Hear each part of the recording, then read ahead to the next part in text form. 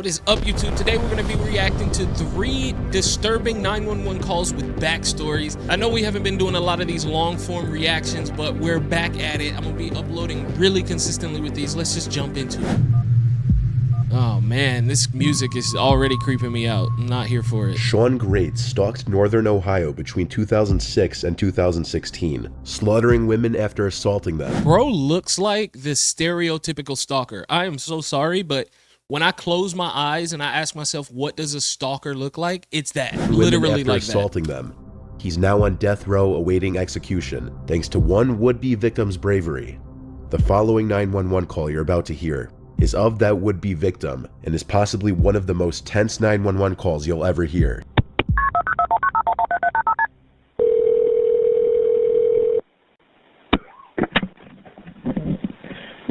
What is the address to your emergency? By the 4th Street Laundromat. What is it? 4th Street Laundromat. What's the problem? Oh my I'm gosh. abducted. Who abducted you? Dude. Sean Green. You said John Green? Sean Great. Where's he at now? Asleep. Where's he sleeping at? In the bedroom. In what bedroom? There's 2 houses right by the Laundry Street. And it's in one of those houses. I don't think I could be a 911 call operator. I just couldn't, dude. Like, some of the stuff that they have to deal with, bro, is crazy. Like, I couldn't. I genuinely could not. Like, trauma, dog, trauma. What color's the house? Yellow. Please hurry. Is it an apartment? No, it's a house. Okay, does he own the house? No, he broke into. Does anybody actually live there? I think they've been abandoned. Does he have a weapon? He's got a taser. Are you injured? A little. Where did he take you from? My apartment. I was walking with him. You were walking with him? Mm-hmm. Where were you walking to? I've known him for like a month and a half. Is there any way you can get out of the building? I don't know without waking him, and I'm scared. Is there a bathroom in the house? Well, his bedroom is closed, and he made it so it would make noise. But if you told him you had to go to the bathroom, he would do something to you? Yeah, because he had me tied up. Bro. So are you tied up now? This is disgusting. Yeah, but I kind of freed myself. Is he in the same room with you? Yes. Are you bleeding from anywhere? Not anymore. Dude. Oh, shit. Oh, shit. I woke him up. You just set the phone down. Dude.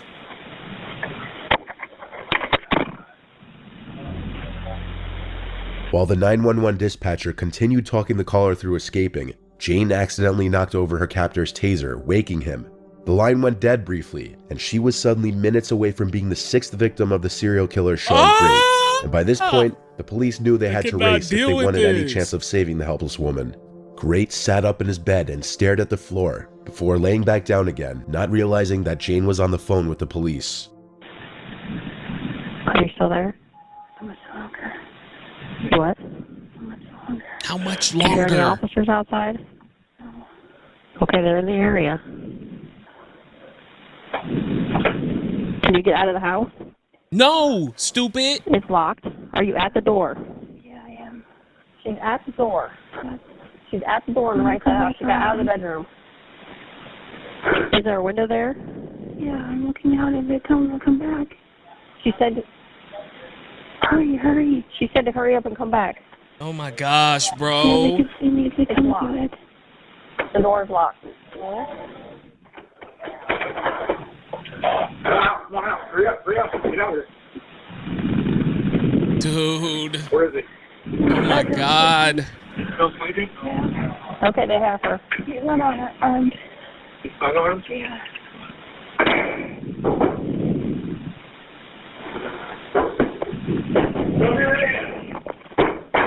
Bro, shout out. Shout out. That is so scary, bro. No, you can't be in there. Here, cover yourself up. Tell me what happened. What happened? Their rescue of the woman and arrest of Great was heard on the call. Bro, Thankfully, the woman he survived just this ordeal, looks like, though likely not without having some lasting scarring effects on her. As a teenager growing up in Marion, Ohio, Sean Great was looks like a well-liked, demon. particularly by girls. He had a charm about him that would mask his inner rage. Does he? At least for a while. I disagree. When he was 18, he was arrested for grabbing his he's then-girlfriend by the looking throat. younger. A few years later, he was arrested for breaking into his 17-year-old girlfriend's home and choking her. And only 8 months later, he broke into the same girl's house again, this time slipping underneath her couch and hiding until he saw an opportunity to strike. This time he had a butcher knife in hand. But Great's charm and artificial friendliness allowed him to go on and have 3 children with 3 different women. But his inner anger would never lay dormant for long. His ex-wife, Amber Nicole Bowman, claims that Sean at one point said, "If I can't see my daughter, no one will." Bro, what? By his mid to late 20s, Great's behavior became more erratic. He would begin dating Christina Hildreth. The pair were happy and Why is bro talking like bro is just like a looker? They're like, dog is stunning. Look at this dude. He's chopped. content in the beginning, but Great couldn't hide his true colors for long. Not only did he become violent, controlling, and jealous, he would also show signs of being cold and indifferent towards his confused girlfriend, and would eventually end up physically abusing her. So was he violent with you? Yes. In what way? Of course Broke my hand, blacked my eye, strangled me, tied me up. But his hostility would soon extend beyond just romantic partners, and even to friends, when he asked his friend for a loan, which was declined, and in response, he sent his friend a disturbing text saying, "Meet the other me." Eventually, Great would find himself The hell living in does that Mansfield, mean? hopping from woman to woman, and around this time, he met his first 2 victims, Rebecca Lisi and Candace Cunningham. Rebecca was a sex worker, terrible, and her bro. body was found in March 2015. Her death was ruled an overdose originally, but Great later pleaded guilty to her murder. Candace Cunningham lived with Great in Mansfield before her disappearance in 2015. Police couldn't find her until the day of Great's arrest, when he led police to her body, which was lying behind a burned-down house in Richland County on the day of his arrest. I think if I was a woman, I watch so much stuff like this. I don't know how I would ever like get a date if I was a woman, because I'd be terrified, dog. Like there are so many of this guy in this world, dog. Thank God I was born a dude, because I'm not built for it. I'm just not. Great managed to somehow become even more barbaric towards his next and final victim, Jane, who you heard in the phone call just before. Jane met Sean Great around her apartment complex, and he eventually gained her trust. That was when he exposed her to his true self. He trapped her in an abandoned house and forced her to endure days of torture and other unspeakable things while she was tied up. Great barely slept on the first night of his victim's capture, giving her no chance of escape. However, after another day of torture, Great eventually passed out. His phone was right next to him going off, but he was seemingly in a very deep sleep. So Jane took this opportunity as her likely last chance to escape alive, and she reached over his sleeping body as stealthily as she could to pick up the phone and dialed 911 while still partially bound. And that was the start of the 911 call. When police arrived at the property, they were met with more bodies than they'd so expected. scary, bro. Great had been mercilessly killing the women who were unfortunate enough to trust him, and some of them were decomposing in the house he was squatting in. What? What? You were laying in the same rooms as decomposing body? Some people, I believe the death penalty was created for certain types of people. Not everybody deserves that. This guy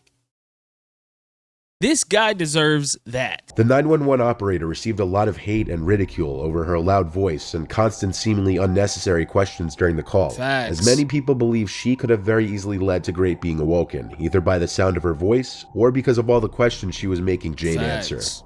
Thankfully, things went the way they did, and this 911 Look at him, call was bro. a very fortunate story. looks like you, as it got the a dude monster from off You. the streets who no doubt wouldn't have stopped doing what he was doing.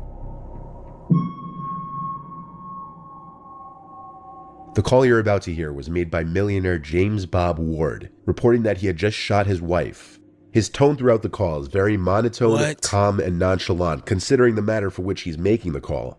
The real estate mogul claims he walked into his and his wife's room to turn in for the night, and was shocked to find his allegedly depressed and intoxicated 51-year-old wife, Diane, holding his Magnum handgun. Bob says the weapon accidentally discharged while he was struggling to get it away from her before she could kill herself or him, or the both of them. This was the call. Now, what's the emergency? I just shot my wife. You just what? I just shot my wife. How do you say something so, like, evil so calmly? 911, how can we help you? I just shot my wife. Like, bro, what? Do you not have, like, I struggle with the thought that maybe there's a lot of people out here on this earth that just don't have souls and conscience and they're just evil. I really think about this way more than I should. Where's your wife? She's right here on the floor. We sent somebody at 5277 Iowa Country Club Drive. Bro. Okay, what's going on there? I just shot my wife. You just shot your wife? I shot my wife, yes, please. Brother. Send somebody over. This is crazy. Stay on that with me. Let me add the fire department. Don't hang up. I will.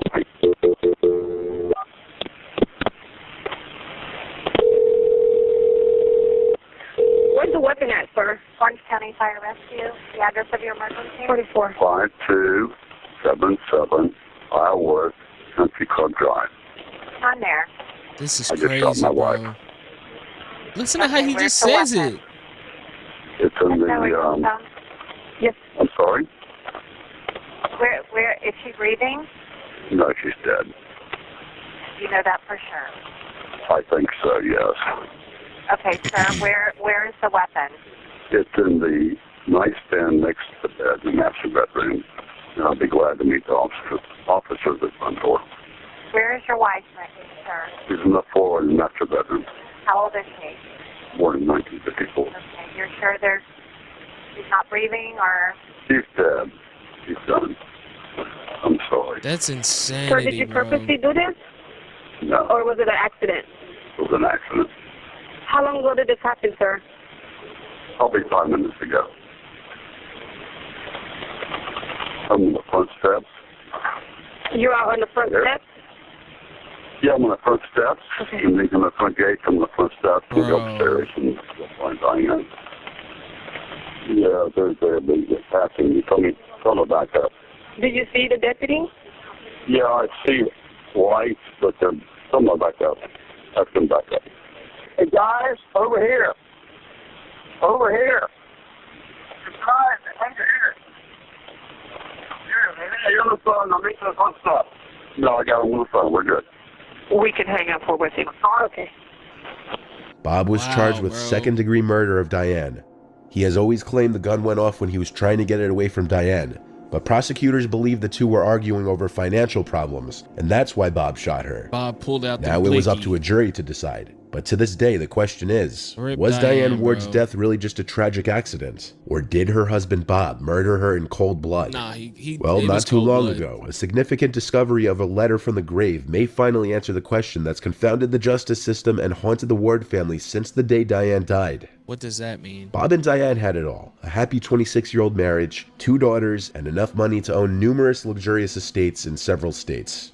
Daughters Sarah and Mallory say they and their parents were a loving, tight-knit family. But eventually, Bob's real estate empire collapsed under the weight of the Great Recession, and even though Bob was facing bankruptcy, his daughters claimed he remained optimistic. But not Diane, who grew increasingly low-spirited over the prospect of losing the family fortune. Sarah said her mother vainly tried to ease her depression with booze and prescription drugs, and that she would turn into a different person far from the loving mom she knew, and completely out of control even in public. She said her mother was also directing all her anger and resentment at her father, after having to cut back on some of the luxuries the family grew used to. And Sarah says her father was like her mother's punching bag. Bob's defense attorneys painted Diane as a suicidal and unstable person. And Look, bro, I'm gonna be honest. With some of the worst, like, depression you can have is financial issues, bro. Truthfully, it sucks. It sucks. But that don't give you the right to shoot your old wife because she's upset about financial issues. It just doesn't. It's not excusable. Bob's defense attorneys painted Diane as a suicidal and unstable person, and in 2018, his defense attorneys produced new evidence. A suicide note written by Diane was found in the couple's Atlanta home. It was reportedly found by an estate sales professional in the closet in the master bedroom. She stated that she was on a ladder in a small closet in the bedroom when she noticed a pink notebook next to some hair rollers. She opened the notebook and found a note and some cards with Diane Ward printed on them. The alleged suicide note read, "Dear Mallory and Sarah, please know how much I love you. I don't know how it happened for me to end up like this. I want you to have wonderful lives and know that I will always be watching out for both of you. Take care of Daddy. I love you more than you will ever know. Take care of the dogs. They will need you." So maybe he's telling the truth. She really was about to off herself. He walked in and found her. They fought over the gun and it shot her. That a former FBI handwriting expert could testify that he thinks the handwriting is indeed that of Diane Ward. So this all begs the question, is what Bob says true? Was his shooting of his wife an accident? But if this were the case, Bob's calm and seemingly unaffected tone over the phone with 911, and even during his police interrogation, wouldn't make much sense. Then you're doing it rather Any reading glasses anybody has? Sure. Thank you so much. Thank you. I have my pair. Thank you. I may I have a folding pair, but I think they took them. Thank you. Oh. Well, like I said, I'm Detective Frost. I didn't get your name, your first name. I go by Bob. Okay. But it's James. Man, bro, this is It would crazy. be a safe assumption that anyone who just accidentally murdered their wife would show any kind of remorse or regret.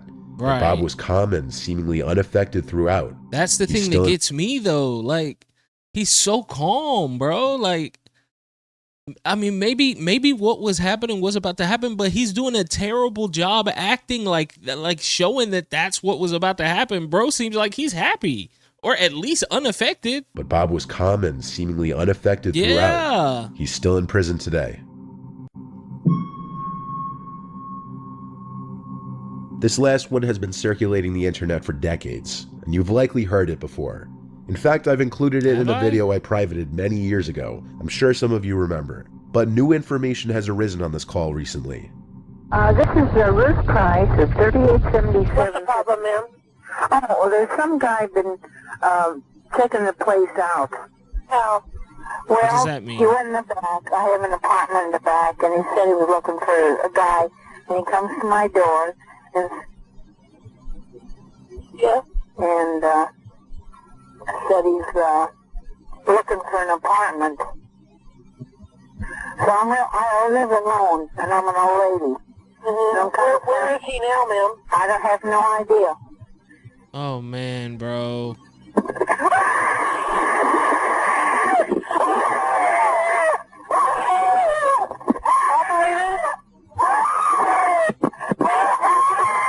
Yo, my skin is crawling, bro.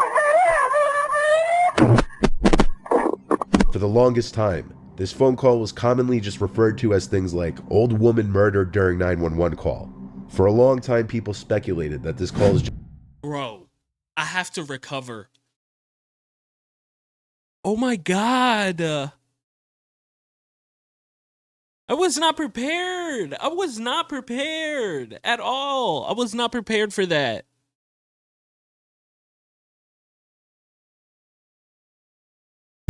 Okay. For a long time, people speculated that this call is just a hoax or a choreographed recording for 911 operator training.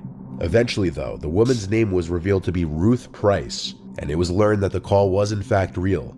However, the internet was still having a hard time gathering any further information on this Ruth Price woman, or what her fate was after the phone call. The unfortunate assumption that she was murdered shortly after this call was always the go-to assumption. At the beginning of the call, Ruth begins to give her address as 3877, but is cut off by the 911 operator. During this 911 call, Ruth presents herself as an elderly woman who's concerned about a man who knocks on her door saying he's looking for an apartment. Ruth pauses after giving this information. I don't like this then one you hear at a all. blood-curdling scream, and Ruth says something about not being able to breathe. Recently, though, information as to who this Ruth Price woman was finally surfaced. Ruth Mildred Starr was born in Pueblo, Colorado on December 7th, 1913. Ruth went to Central High School in Pueblo, Colorado, and this was her yearbook photo. Ruth's obituary was recently found, which shows that she died in 1994 in the San Diego Union Tribune. Ruth was also mentioned in a newspaper section called Assaults on November 3rd, 1980 in the San Diego Evening Tribune. Oh, bro. In this newspaper clipping, it says Ruth M. Price was assaulted on the 3800 block of 35th Street. This is Ruth Price of 3877. This newspaper clipping which you see here fits the Ruth Price 911 call perfectly. Yeah.